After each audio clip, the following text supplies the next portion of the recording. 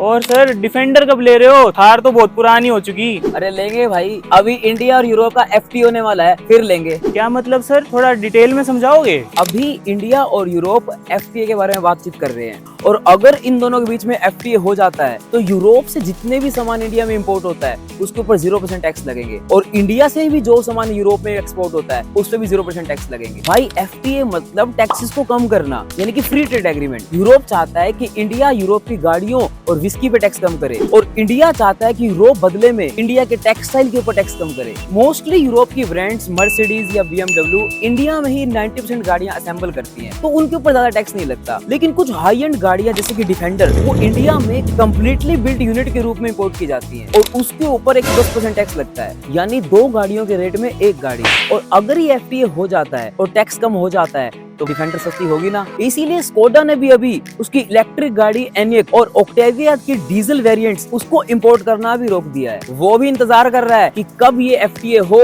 और वो सस्ती गाड़ियां इंडिया में इंपोर्ट कर सके। दोस्तों, अगर आप भी इंपोर्टेड गाड़ी का सपना देख रहे हो, थोड़ा इंतजार करो और टैक्स का गणित समझो, अदरवाइज आपको गाड़ी कम और टैक्स ज्यादा देना पड़ेगा। और अगर इसी तरह की रील चाहते हो, फॉलो तो कर लो।